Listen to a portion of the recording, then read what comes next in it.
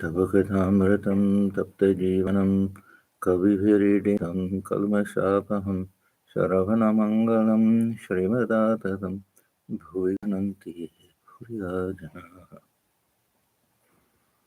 Your words are like nectar, bringing life to scorched souls. They are praised by poets and remove all sin. They are auspicious to hear, wonderful and exalted. Those who spread these words throughout the world are truly giving souls. Welcome, everyone, to our class on the Gospel of Ramakrishna. We're on the chapter Atmajnanananda, Part 2, page 369, and the date is Thursday, December 27th, 1883. M has been with Sri Ramakrishna almost 10 days now. This is that long stretch. It'll continue for a few more days also.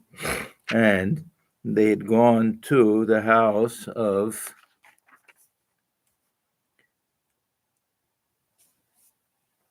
Ishan Mukherjee's house.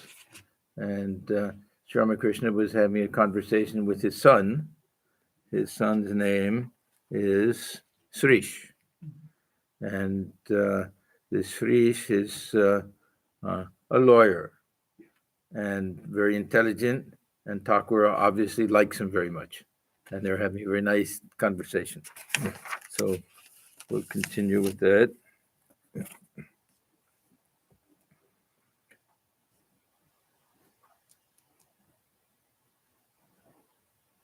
About 3 o'clock in the afternoon, the master was seated again in Ishan's drawing room with M and Srish. He resumed his conversation with Srish. Before that, they all had their lunch and a little rest. Thakur generally, in these situations, would have lunch with the ladies. Very often, the men weren't allowed. He would go into the inner apartment, and that would be their chance to see him and spend some time with him. So that often happened. Master, what is your attitude toward God? I am he, or master and servant? Okay, now there are many different attitudes, but in general, he's really asking, do you like to follow this path of Jnana Yoga or this path of Bhakti Yoga? And in the path of Bhakti Yoga, of course, there are all different relationships, but when he says this master-servant, this really means any of the dualistic types of relationships that are there. It could be mother to child, anything like that. But so basically, he wants to know if he likes this path of Jnana Yoga. And then he says, for the householder, it is very good to look on God as the master. So this is that Dasya Bhava that, according to Vaishnava tradition, is exemplified by the relationship that Mahavir, Hanuman, had to Sri Rama. And Thakur practiced all of these. We don't know very much about some of these bhavas, but in the great master, Swami Sharadanaji, he says that Thakur practiced all of these, the 5 bhavas. Some of them we know very specifically, and one of them is when he practiced the Dasya Bhava. And I mentioned many times the thing that strikes me about this tradition is that the mind gets fixed not on the object of worship, but on the worshiper in order to get in the mood. So that Sri Ramakrishna had to become fully identified with Hanuman in order to be able to worship Rama in that same way. So he dressed in a funny way with tying his cloth, so it was like a tail in the back, and he ate raw fruits and hopped from place to place.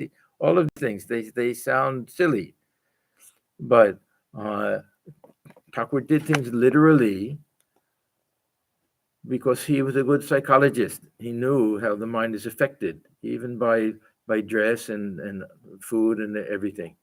So he understood that there was a purpose to all of these things.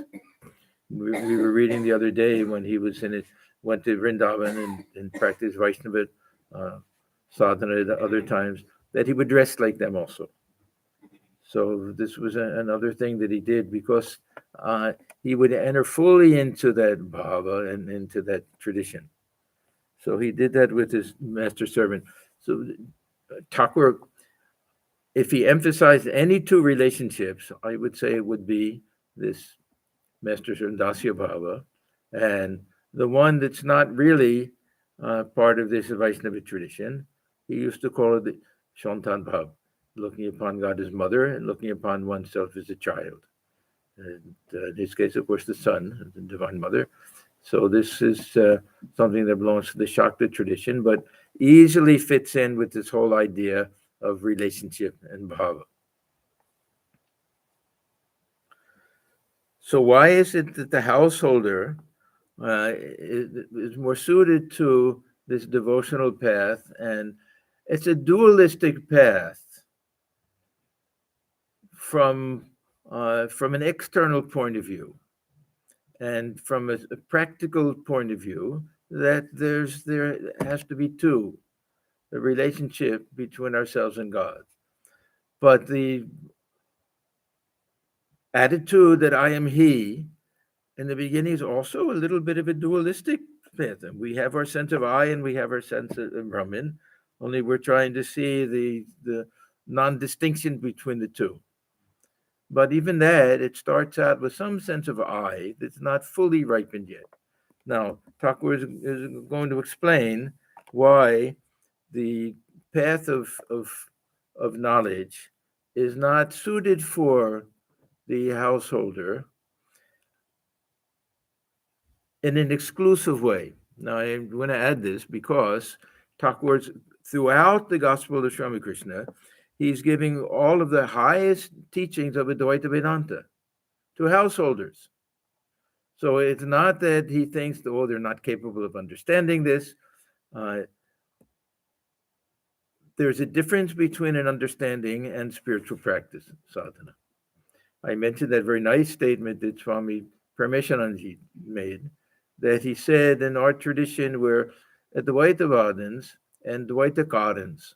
Very interesting comment.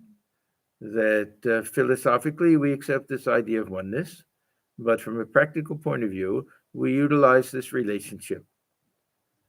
And Thakur's understanding of dualism was completely different. It wasn't an absolute and eternal distinction between the individual soul and the supreme soul. It was more this idea that the stick of ego is lying on the surface of the water, giving the appearance of two sides, and that this sense of I, it doesn't leave, so we utilize it. So it was accepting there's only one body of water, ocean there, but the sense of I, it gives this feeling of separation. So why not utilize it? Then we take this ego, the sense of I, and let that work for us. It's a very brilliant way of doing spiritual practice, in a dualistic way, with an understanding that it's all grounded on this oneness, this idea of one, and ends in oneness. Thakur said that. All of these paths, dualistic path also, will end in oneness, however we understand it. The devotee will say union. The jnani will say absolute oneness. What's the difference? At that point, we don't know if there's a difference, if anybody can describe that difference or not at that point. So he goes on. For the householder, it is very good to look on God as the master. The householder is conscious of doing the duties of life himself. Okay, so there's some sense of agency. I am the doer. And it's a good thing. The householder has to have that. And actually, we all have to have that. Now, when he says that for the householder, it is very good to look on God as the master, he's not saying that for the monk, it's very bad to do it. Even for monks, even for his own disciples, his direct disciples who became great monks. He didn't emphasize this path of knowledge for all of them. It was Swamiji mostly. Really Swamiji mostly. Some of the others to a certain extent. But even with Swamiji, he knew he had the heart of a devotee. So he didn't like anything to be one-sided, but we shouldn't think that the householder is inferior and the path of devotion is inferior, and therefore they follow that path. I think there's a great mistake, and is unfortunate that many people who follow this path of knowledge have a little feeling of superiority. This adhikara, that we're capable and qualified of doing it, when not everybody else is capable and qualified. Now, adhikara for Sri Ramakrishna has a different meaning. It is not so much that this is the highest path and the best path, but we're not qualified for it, so we don't follow it. It was more a question of what is suitable for us, what is helpful for us. So no question of better or worse for the devotee. This attitude of looking on God as the master is better because it's suitable, because it works better. That's all. There's not a question of that, because sometimes we think that we're second-class devotees, that we're not fit to say I am he, so we have to have this lower type of relationship thing. This is not Thakur's teaching. This idea of adhikara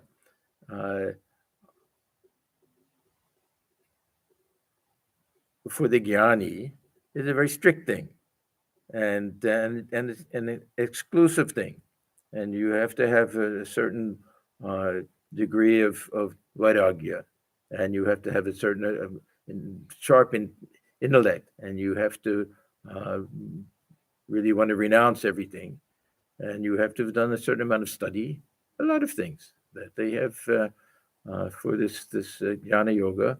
This adhikara is very strict. Now, we may think that means that in bhakti yoga it's not strict. We see that anybody can practice it if they're sincere and that they lead a good life. Minimum a little bit of purity in their behavior and sincerity and desire. Now, does that mean that this is a lower path or an easier path? Now, this is the other thing, easier and harder. In chapter 12 of Gita, that this question is asked straight out by Arjuna to Sri Krishna, which is better, these two paths, to have this relationship with God, or to think of God as impersonal, absolute reality. And first thing that Sri Krishna says is both are good. Both can take us to the highest goal. Then he says klesha, that's a little more difficult. This path of the avyakta, this impersonal God. It's difficult. Now, why is it difficult? We get this term, dehavat. Now, this is interpreted differently. That for Shankaracharya, it means those who have a lot of body consciousness. So now we get back to what Sri Ramakrishna is saying, that those who have this feeling that I am doing everything, householder, they have to have that type of feeling. But we, on the other hand, we can say Dehavat means embodied being. That all of us, unless we're born with such a strong feeling that I am the self and perfect disidentification with the body, otherwise we're all embodied beings. So this path is difficult. There's a path of knowledge. But I have to keep emphasizing exclusive path of knowledge, where we really don't take advantage of any of the type of devotional practices, where we simply do this vichara. And we do the sharavana, manana, the dithyasana. Very, very difficult. Very few people can because what are we doing? We're taking one that's Soham. We're taking Tattvamasi. We're taking that whole lifetime trying to analyze what is the meaning of Tat. What is the meaning of Tvam? It's very difficult. So what Sri Ramakrishna says is that have an understanding of all of this and tie it in the corner of your cloth. Then do all of your other types of spiritual practice and your household duties and everything. Let that remain. Don't say that if the path of knowledge is not for me, that there's something wrong about it. And Thakur will never say that this soham, that this is a mistake. Dualists will say that. They'll say, no, you can't say that. You are God. Blasphemy. Even Swamiji thought that in the very beginning. Oh, our Swamiji is here. Swami Nishpapanandaji. You want to come and show your face? No. Your equipment's working all right. Okay. Good trip? Yeah. Okay. So we're talking about the path of knowledge and the path of devotion. Yeah. What happened? I heard. Yeah. That's right. Okay. Not like Ramakrishna, though. No, but it's the same arm. Same arm? Yeah. Arm? Oh boy. Okay. This is only the essential component. Yeah. Okay, so the householder is conscious of doing the duties of life himself. So this is one thing, the sense of agency. Then under such conditions, how can he say, I am he? To him who says, I am he, the world appears to be a dream. Now, this is another interesting thing, that the path of knowledge has two sides to it. One is this feeling that the Jivatman and Paramatman are one and the same, no distinction. And this is Brahman alone is real, and this world has some type of unreality to it. Now, what this mithya means, this, of course, we get all different interpretations. Everything from it's just changing, it's not eternal, that it's made of parts, to it's really some type of illusion caused by Maya and everything, all different types of ideas. But the jnani should have some feeling that there's something unsubstantial about this world, and I don't want to enter into it. And I really don't want to get too involved. I don't feel much attraction anyhow, but I know that I want to just go deep within, and this world will have this kind of secondary value. So Thakur says, the world appears to be a dream. Now, maybe not literally a dream, but very conscious of the fact that everything is flowing by. Time is just going, and the whole life is going like that. That's that type of feeling, and that I am the witness of everything. So his body, his mind, his body, even his ego are dreams to him. So a lot of this has to do with this identification of the body. And even the relationship that we have with our personality, with our ego, that's also just part of this play, that I'm also the witness of that. I'm not that. That when I say I am he, that it has nothing to do with the ego sense. We have to eliminate all of that. Now, the jnani has to have a very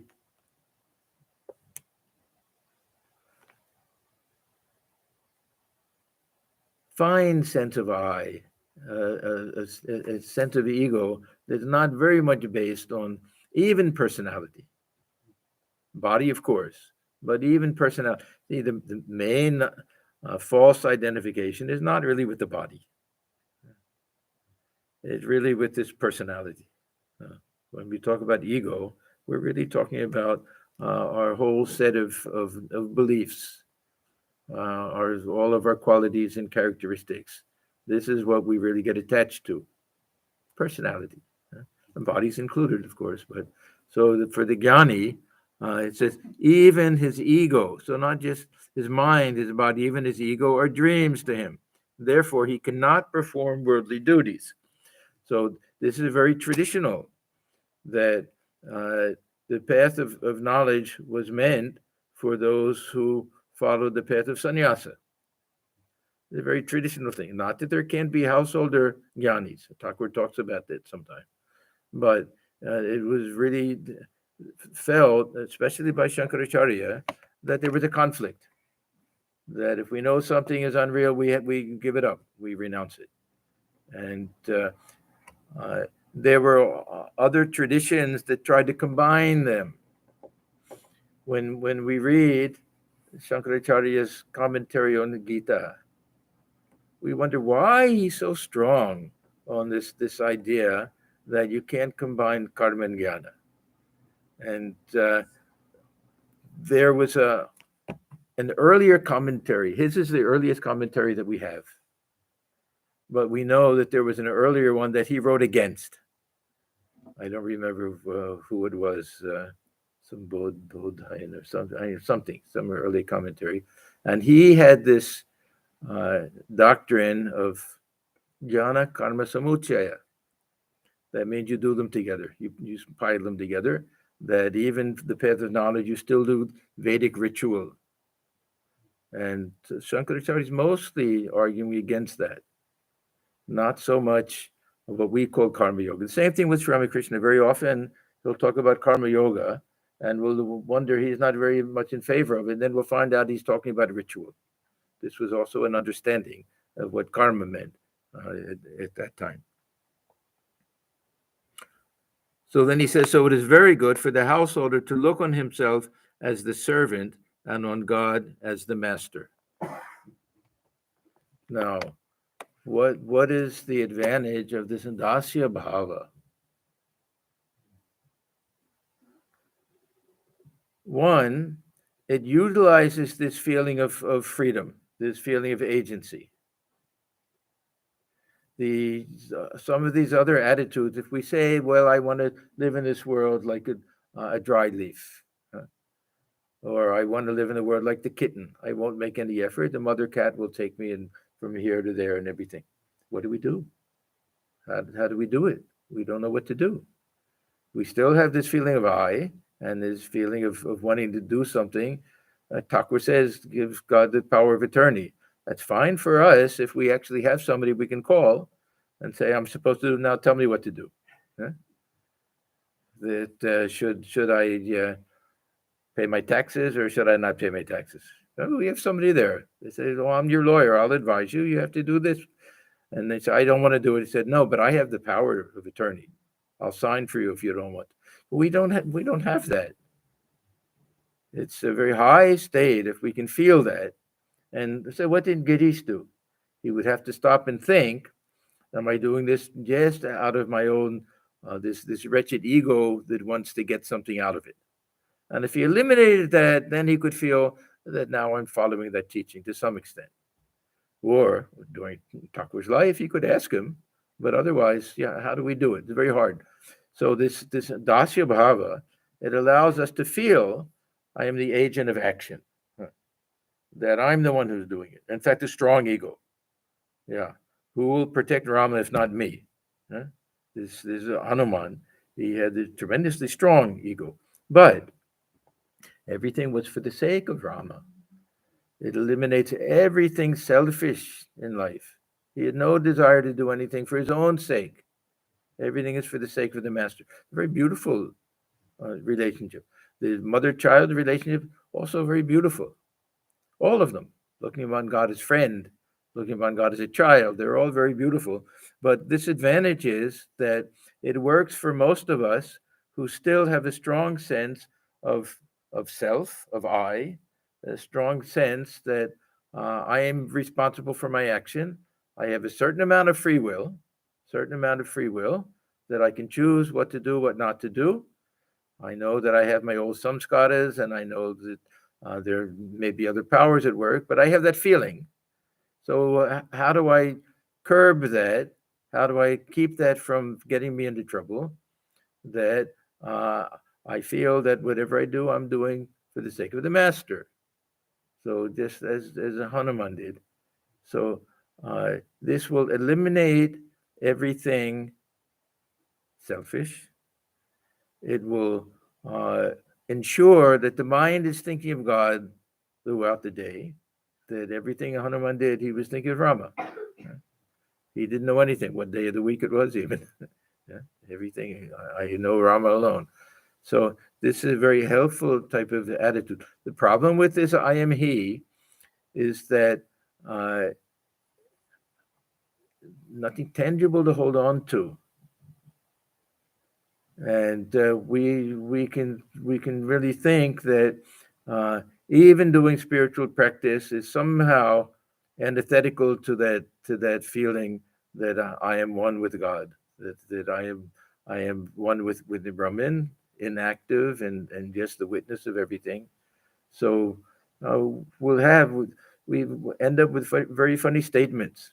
There's one line. Idam eva tute bandha samadhim anutishtasi. Huh?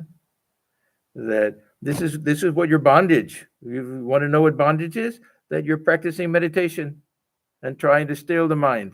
That means you think that you're bound. Now, okay, I mean I can appreciate it. It's a very nice idea. But for most of us, then what do? We say, oh, then I can't even meditate. Then what am I supposed to do? If the mind is sharp, if we're really reached that stage, then tatvamasi, it's enough, and then we get that realization. But short of that, if we carry it so far, then we find that there's nothing to do. I remember. That is why probably they have this adhikari vada. Yeah, because very few people are, and very few sannyasins are fit for it. Also, I remember. And one of the first things that I read in the early days of when I was just interested in spiritual life was J. Krishnamurti. I liked it very much. I was very much attracted to a very brilliant mind, and everything really appealed to me. But you have no guru, have no mantra. I said, "Then what do I do?" uh, you're, we need to do something. And we're saying that having a relationship and having a bhava and having something to hold on to gives us something very tangible in spiritual life, very, very helpful. He never denigrates this idea of soham, but uh, he he warns the devotees that if we take this attitude that I am he and our sense of I is very much ego based, then we'll just get in trouble. It won't be helpful, it'll be harmful. So it's very, because we see, and it's so attractive nowadays, especially. There's a path of jnana yoga. It's very, very attractive. Everybody wants to be a jnani. They think that somehow that's the first class. Yeah. Everybody else is kind of second class. Ulka. So when you talk about power of attorney Yeah. and sharanagati, Hmm. kind of the similar approach, right? Power of attorney and sharanagati are more or less the same. Yeah. How we practice the sharanagati, if we have a sense of I. Huh? I'm taking refuge. Right? I still have a sense of I. I'm the child of God. I want to take refuge with God. Sense of I is there. So when we talk about surrender, taking shelter, refuge, taking surrender, it has to be after we do our very best to whatever decision we make. If we eliminate everything selfish about it, and we think this is the best decision, and we try our best to do it, then we let go. Then whatever results come, we have to accept. So this is the very simple axiom of karma yoga, that the fruits are outside of our domain. That the action, that we're responsible for the action, and then after that, whatever comes, comes. So Swamiji says in one place, act as if everything depends upon you. And when it comes to the results, act as if everything depends upon God. So that's one way to practice it. Yeah.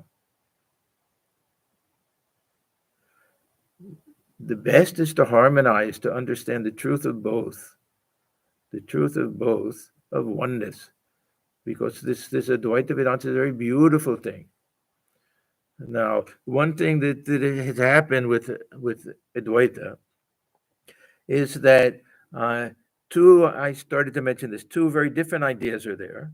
One is this idea of oneness, as the Jivatman and Paramatman, that they're actually one. The Jiva doesn't merge in God. It doesn't climb higher and higher. Then it realizes at some point, by eliminating all of these coverings, that it was always one to begin with. That's also a very hard concept. This feeling of I is so strong. But the second thing that has creeped in is this mithya, is that this world is unreal. We don't find this idea in the Upanishads. It's really not prominent there, if it's there at all. But this idea of oneness is there. So they don't have to go together. Sri Ramakrishna, he was very clear that this ego is something unsubstantial, that there's ultimately oneness, but he didn't like to look upon this world as a dream. He said many, many times. He liked to look upon it as the Aishwarya, as the majesty of the Divine Mother, as this manifestation of her Shakti.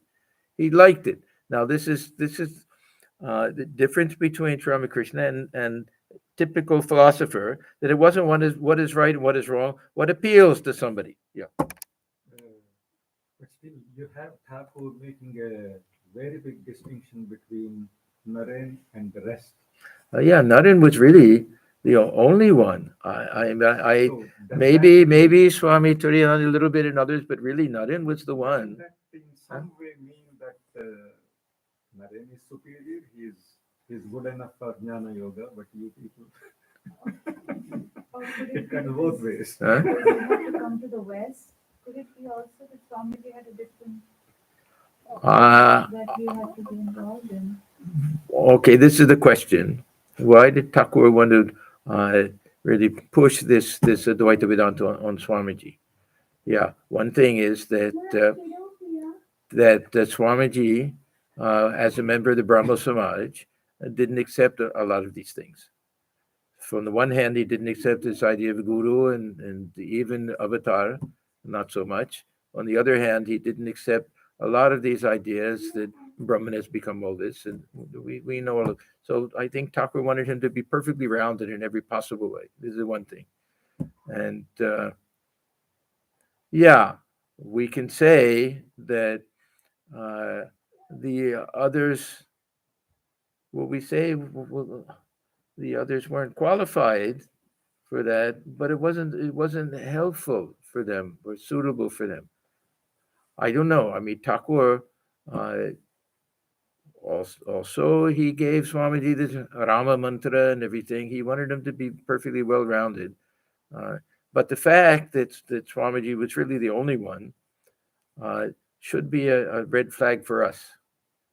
If even some of the others who were towering giants, I won't say that the others weren't qualified for it. That because there were the two things. We've gone through this many times. Ruchi Bhed, different taste, and the other is Hajam Shakti, power of digestion. So,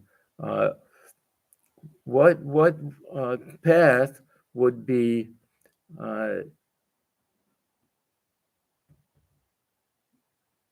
most appealing to somebody? See, how do we choose? This is a very interesting question. How do we choose a belief system? When we choose what to believe and what not to believe? Is it 100% logic? I don't think so. And so we choose to believe what we want to believe very often. And so what appeals to us? So this is part of it.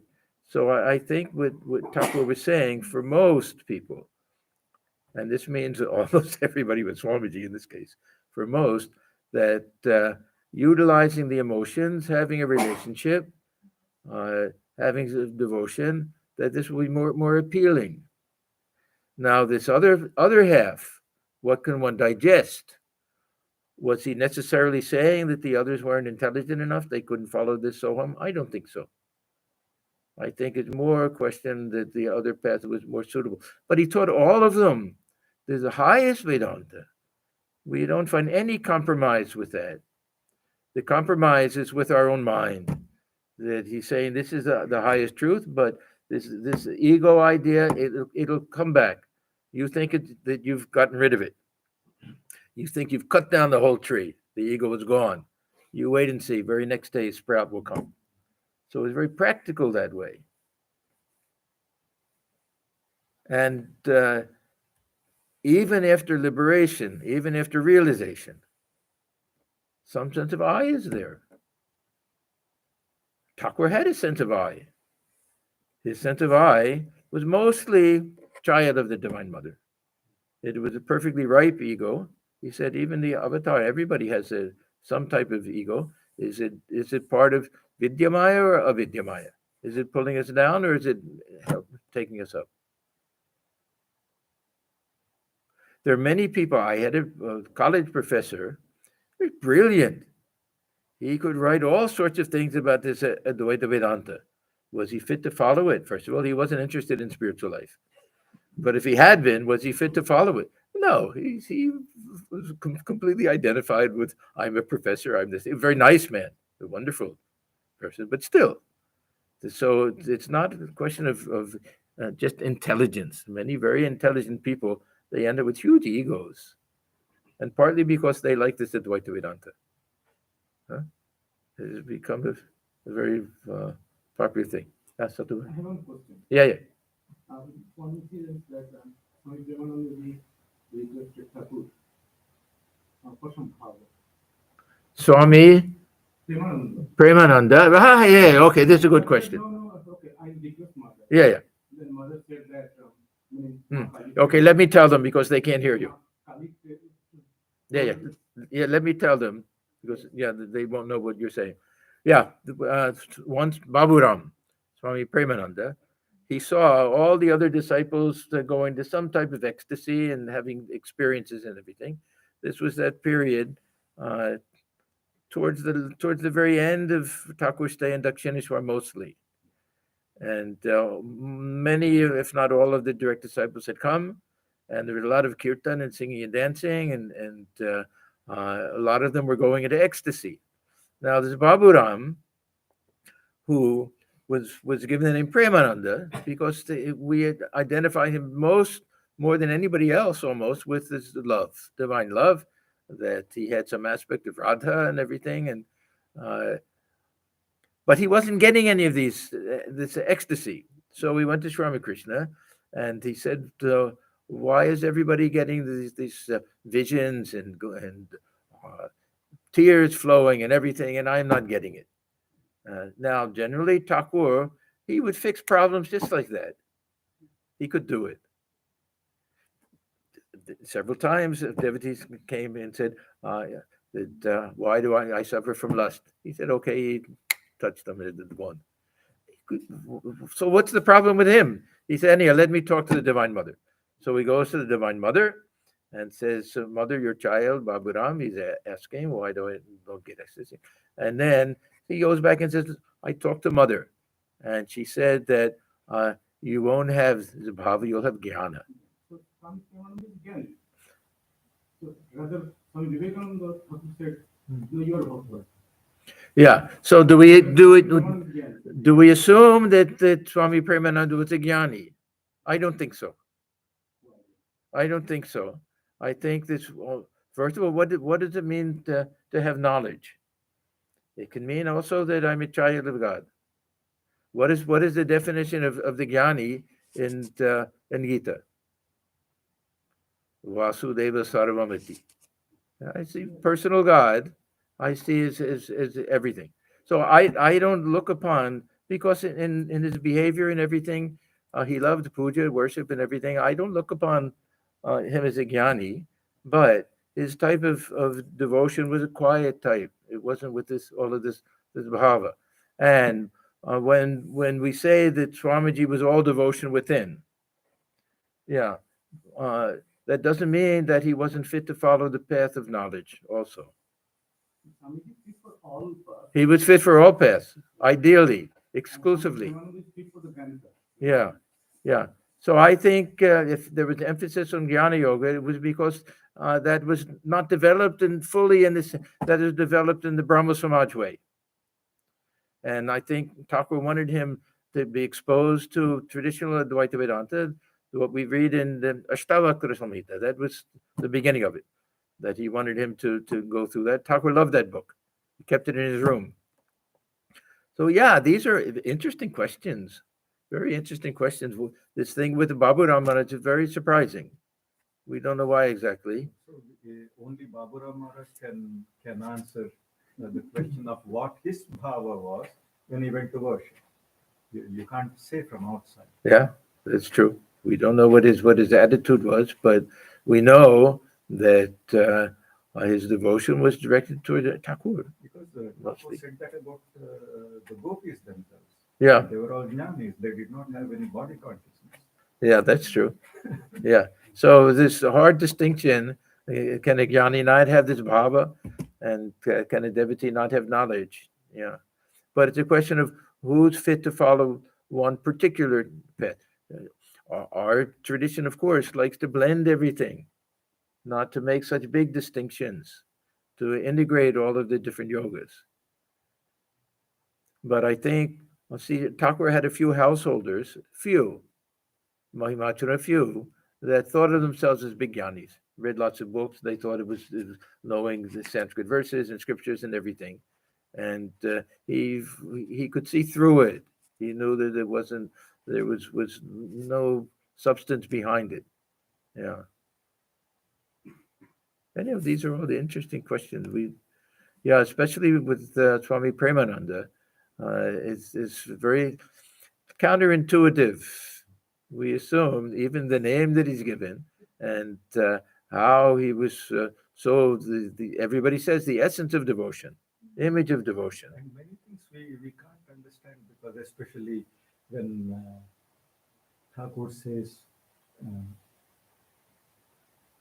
Yoganandaji was, whom you could say almost effeminate. Yeah. He said he was Arjuna's. Yeah. No. There are many things, many things like that. Yeah. Bhavanat, his attitude, and Swamiji and everything, male and female, but the same type of jnana yoga and everything. So yeah, Thakur had an insight to these things. Huh? No, Milvena. It doesn't seem to match, but Thakur had an insight to these things. And one interesting thing is that he was always matched. And Swamiji asked him one time, are there ever times when it's not right? And then Thakur said, no. No, we don't know how these things work or anything. But okay, so let's get back to this. So we're back to this idea that for Jnani, traditional path of Jnana Yoga, the world has to be a little bit dreamlike. They should really want to disengage from the world. So Thakur would sometimes talk about the householder jnanis, but generally he wouldn't encourage for the householders. Isn't it said that Ramakrishna was jnani from inside? All jnana on the inside, all bhakti on the outside, and Swamiji was all bhakti on the inside. Yeah, these are interesting statements. They were both perfect blends. Yeah, but the reason is that Thakur looked like it was only devotion from the outside. So we don't see always that knowledge. And Swamiji looked like he was, stern jnana yogi. But of course, we know that tremendously tender heart that he had with him, but it didn't show it all of the time. And he especially kept hidden that love and that relationship with the Divine Mother. That this relationship with Mother Kali that he established later in life, that he didn't like to talk about it. He said it's my own private thing. So that's why we can say that that was on the inside, because it was a little bit hidden. Otherwise, the perfect blend. I don't. I don't know how we can really make these big distinctions, what's on the inside, what's on the outside, and everything. But this is a statement that we hear. I don't know who said it. Who made that statement? You know, Thakur himself said it. Swami, Swamiji said it. No, no. About his being. Ramakrishna. No, Thakur himself. Thakur himself said it. Swamiji said it. They both said it. Anyhow, there's some truth to it because Swamiji looked like the Jnani. So then we can say, okay, then inside. And Thakur look at always singing and dancing, but that brilliant understanding of everything and that highest oneness and everything within, it wasn't always manifest. I mean, look at how years of his life were spent with the greater part of the day merged in Nirvikalpa Samadhi. After Totapuri, that experience, before all the devotees came, most of the time his mind was merged in oneness, that highest state for the Jnani, or the yogi. Hanuman had the attitude of a servant. He said to Rama, "Oh Rama, sometimes I meditate on you as the whole and on myself as the parts." Okay, now this is going to be how we understand that blend, how someone can have the attitude of dualism, qualified non-dualism, and non-dualism in one and the same person, one and the same mind, that it depends on particular point of view. Depends on how I feel that particular day, how I look upon myself. Thakur liked this verse. He used to quote this many times. Sometimes I meditate on you as the whole and on myself as the part. Sometimes I feel that you are the master and I am the servant. But when I have the knowledge of reality, I see that I am you and you are I. So do we say that Hanuman was not a Jnani? So a Jnani. Jnanina Magraganyam. Yeah. In the state of perfect knowledge, one may feel I am he, but that is far beyond the ordinary man's experience. See, this I am he is even a lower state, because there's some sense of I am he. The highest state will be this I completely disappears. I am he is also a kind of relationship based on oneness, but it's a kind of relationship. The highest state is when this ego completely disappears, and then what is that reality remains. Then the salt doll is completely melted in the ocean. No one to say even I am he. Mind has to come down lower to be able to say I am he. That'll be the ripe ego of the Jnani. That'll be the Vijnana state for the Jnani, I am he. It won't be the realization. That'll be even beyond any possible statement or attitude or anything.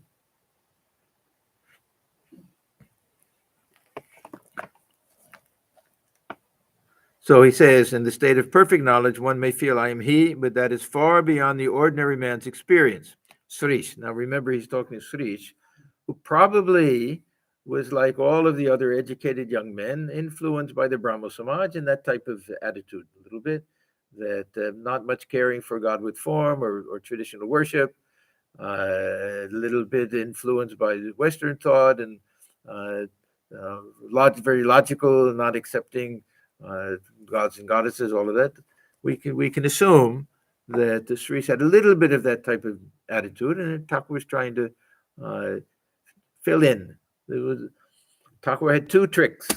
One was he would support whatever was your attitude, and the other is whatever was lacking he would add. So he used to say that never harm anybody's spiritual attitude. But when he saw that it was too one-sided or something, then he would show the negative side of this, the being too orthodox or being too one-sided. So, Srish, that is true, sir. The attitude of a servant relieves a man of all his worries. Same thing, the attitude of a child. All of these, see, these are the side benefits of all of that. If I'm the servant, then I feel that I'm just doing my master's bidding. I don't have to worry about anything. Master knows I'm doing my best. That's all. We don't have to worry. I'm not doing it for my sake. I won't be sad if I don't get something out of it. So it's a very pure attitude. Thakur liked this. This is for most people. For him, he liked the child relationship, but for most people, he'd like this. And did Swamiji have this? Dasya Bhava.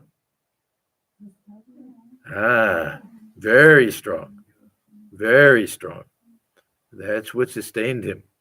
That he was doing Thakur's work. Yeah. Yeah. Yeah.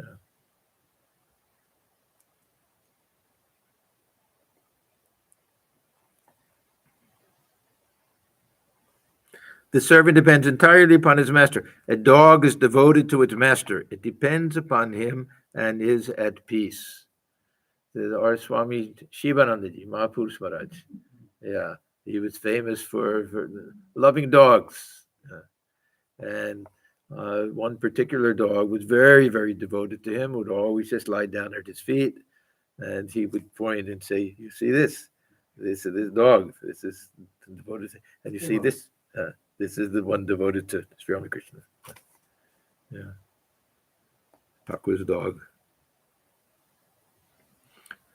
Master. Well, what suits your taste, God with form or the formless reality? This was a big question in those days. God with form was kind of a dirty word in those days because it meant idol worship.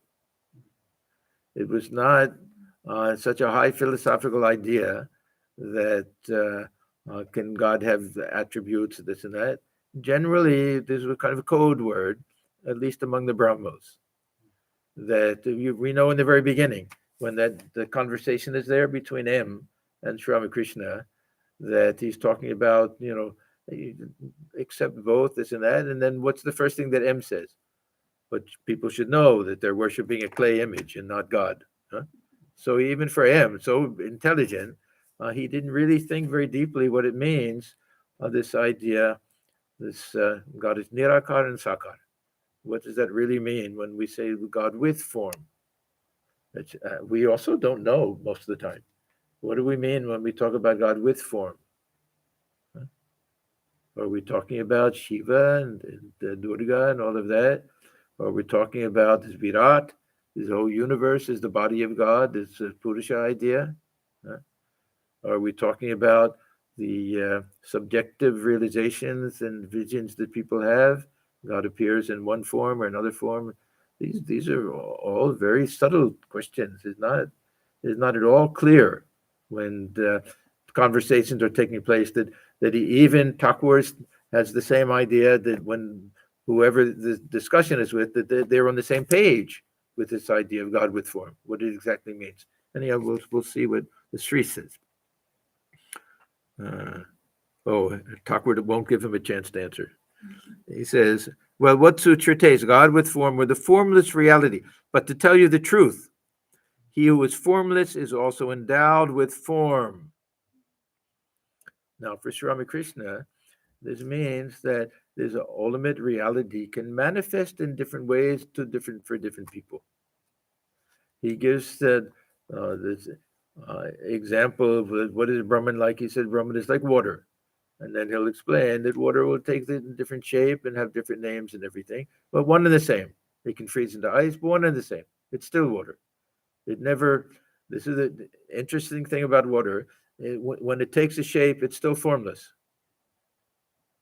It never loses that. As soon as you break the container, then we know that it has no shape of its own, but it can take any shape. So the others will say it's formless, it can't take any shape. Or if it has a form, then it can't be formless. Thakur had this very subtle understanding and direct experience, of course. So he says, but to tell you the truth, he who is formless is also endowed with form. To his bhaktas, he reveals himself as having a form. So this form is not any one form. It can be a variety of different forms, like the chameleon. Can appear as different colors. It is like a great ocean, an infinite expanse of water without any trace of shore. Here and there, some of the water has become frozen. Intense cold has turned it into ice. Now, when water is frozen into ice, it takes a particular form, but not absolute form. It can be any type of form. It can melt, it can constantly change. And even then, it's nothing but water. Same. This appearance is different. Otherwise, it's the same. So here and there, some of the water has been frozen. Intense cold has turned it into ice. Just so, under the cooling influence, so to speak, of the bhakta's love, Him Shakti, of the bhakta's love, the infinite appears to take a form. Now, Thakur explains this in two different ways. One, there's a very subjective way of looking at it. It's because of my desire to see God in a certain way that I'll see God that way. The other is God knows I want to see him in a certain way. He'll appear in that way. It's more objective. Which one it is, God knows. But anyhow, there's two different ways of trying to understand the same thing.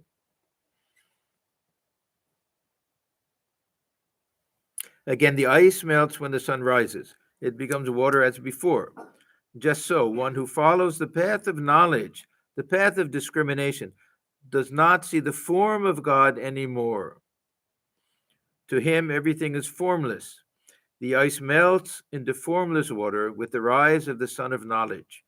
But mark this, form and formlessness belong to one and the same reality. So he asked that question, and he didn't wait for an answer, and he explains that it's not a good question, that it's not an either or, it's a both and. We should try to see the truth in both spiritual attitudes and ways of looking at things.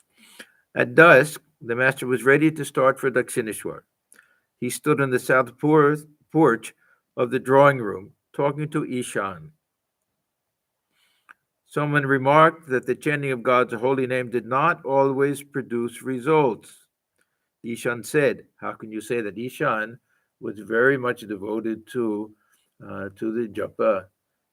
You'll remember he's the one who wanted to do this Puruscharan of the Gayatri mantra and to spend all of his time doing japa and had a special little house built that he could go and do spiritual practices.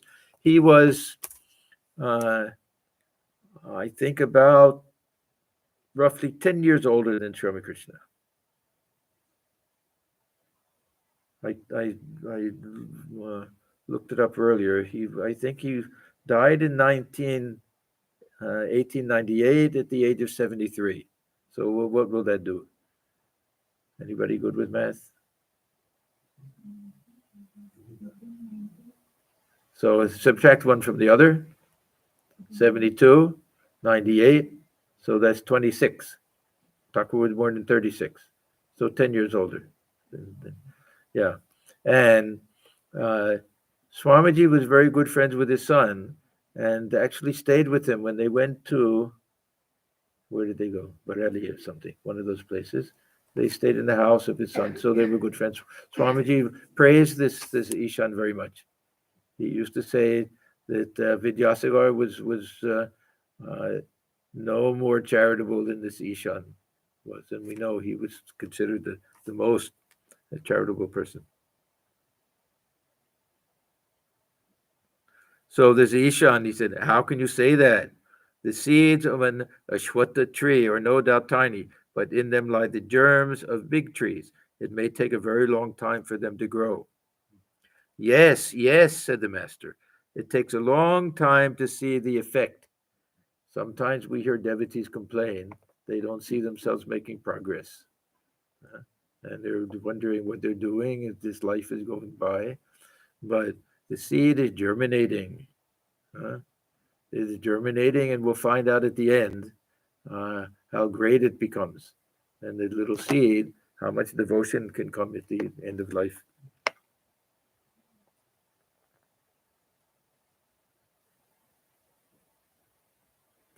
Okay, we'll stop here because now Thakur is going to leave Ishan's house and go to Ishan's father-in-law's house. So we'll begin there next time.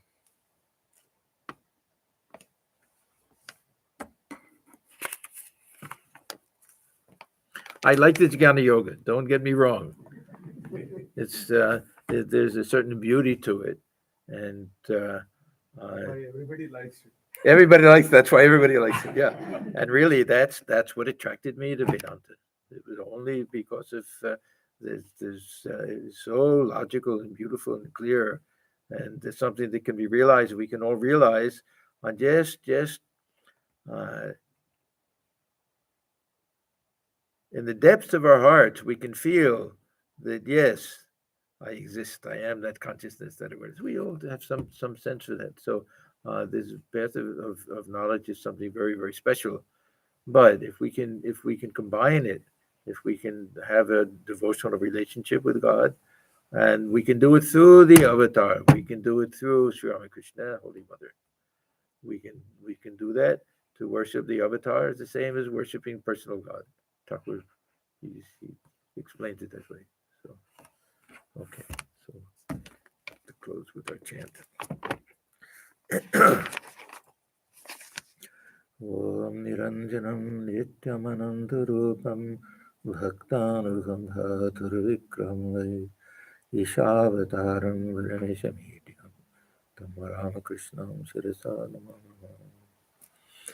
We bow our heads before Sri Ramakrishna, who is stainless, of infinite nature, whose heart melts in sympathy for his devotees, who is an embodiment of the divine and the Supreme Lord, and ever worthy of our worship. Om Shanti, Shanti, Shanti. Peace, peace, peace be unto